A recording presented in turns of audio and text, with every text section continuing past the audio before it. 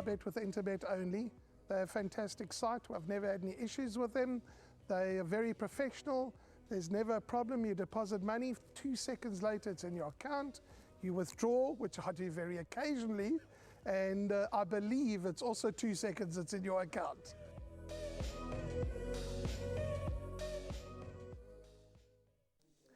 As I always say, bringing down the curtain at Hollywood Bet's Grable is race number 8. Hollywood Bet's Bright Future 67 Apprentice Handicap over 1,400 meters. These apprentices, Kevin, they're going to be kept busy and the instructions are going to be aplenty. Yeah, absolutely. It's been there, done that, bought the t-shirt. Coming down in the bus to the races on Monday is going to be very quiet, and going home back to the academy on Monday is going to be raucous in the bus. Yeah. It's nice to have these apprentice races. We used to have one a year. Okay. They have 3 in a meeting. So we had bragging rights for a whole year. So yeah, it's very good for racing, Warren. Warren, I apologize, Sheldon. I'm just so used to Warren being next to me here. No stress. These guys, this is our future. It's so nice to see them getting chances and going and learning the ropes. And the riding masters now can sit down with 3 races and have a good look at these riders and see. But Rachel's in amongst them as well. There's some nice guys here. They're all amongst each other. And phew, Sheldon, for me, nightmare. There we go. Kevin Shea summing it up there. Race number 8. Let's have a look at the current betting. Of course, the show is pre-recorded, so take note of scratchings and any additional changes. But at this point in time, number 1, Valencia 15-10, Fiery Duke 11-2, Brandenburg is 6-1, and Sovereign Soldier is around 8-1. So let's have a listen into what Wayne Badenhorst had to say about the second favourite, Fiery Duke. Fiery Duke, he's a little horse. He's just not getting his races. He's running them back to front. He's over racing. I asked Warren, who rode him last time, he said bring him back in trip, maybe put the cheek pieces on because he doesn't want to finish it off. And I'm thinking the apprentice handicap, I think they're going to go very quick. I think it's going to suit him. But yeah, I'm expecting also another good run from him. So when they say competitive, this is certainly competitive. And just having a chat to Kevin off air, we're hoping the likes of either 13 Stand By Me or number 14 Patronage get in, because they'll be big runners here. So if one of the reserves happen to get in, Kevin, it'll change the complexion of the race. Absolutely, completely. There's two reserve runners here, and as we said, we'd like them to get in, to give them, they'll be big runners in a race like this. Yeah, let's wait and see, Sheldon. There's nothing we can do today. As you know, it's pre-recorded. Fiery Duke. It's so lovely listening to Wayne. He's so professional about it. He says the horse is racing the wrong way around. He's right. He's jumping out and doing over-racing and then plodding at the finish. You wanted to plod in the beginning and over-race at the finish. So he's hoping for a big run. Had 9 runs for 1 win. So I think what you see is what you get as well. So he'll be hoping to break the ice again.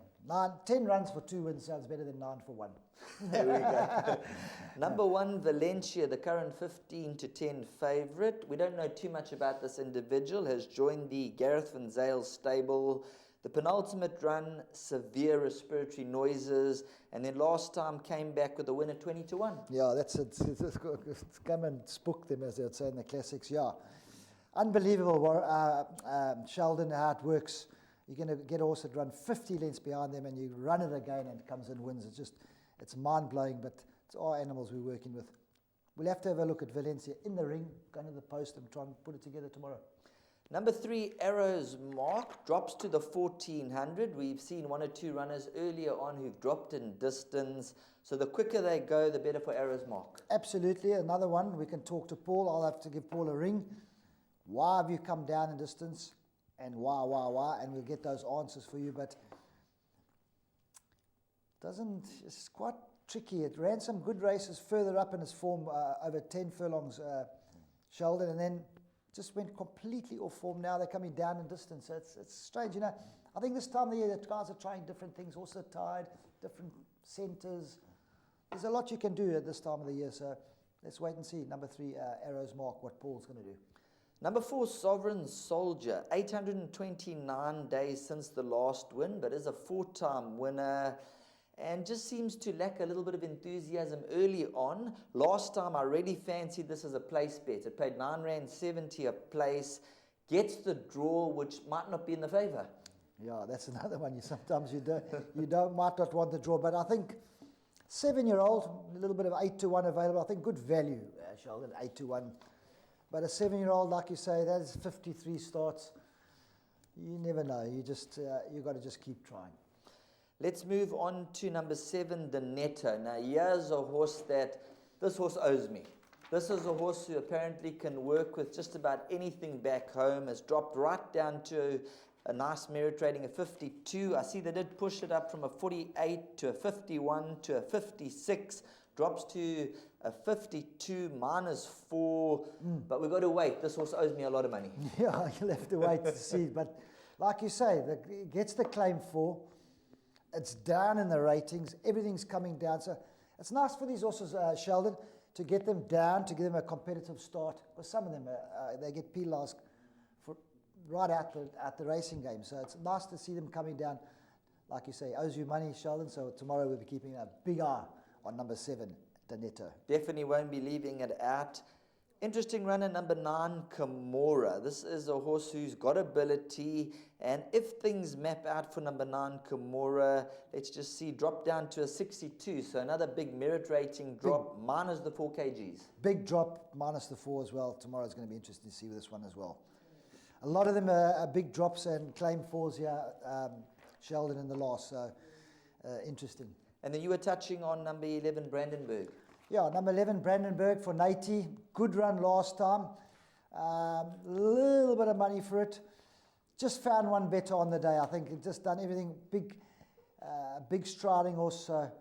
Drawn badly, doesn't really, well, so badly. Drawn a little bit wide. Got the pace. I think get up there, Sheldon, and get in the race. Shouldn't be a problem for me. I think definitely a big chance. Nate's horses are definitely running well.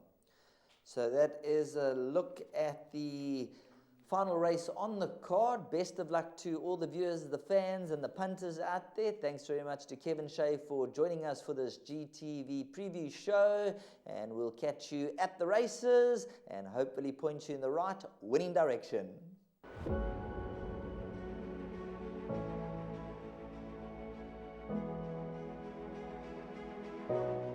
It's Donovan Everett from Cape Racing, and I'd just like to say it's an absolute pleasure to be involved with Interbet and Cape Breeders in this golf day today here at Pearl Valley. It's fantastic for the industry to see all the relevant stakeholders coming down and having a good time and networking, and it's exactly what the industry needs right now in terms of moving forward and recreating some positivity to take us forward into the next year.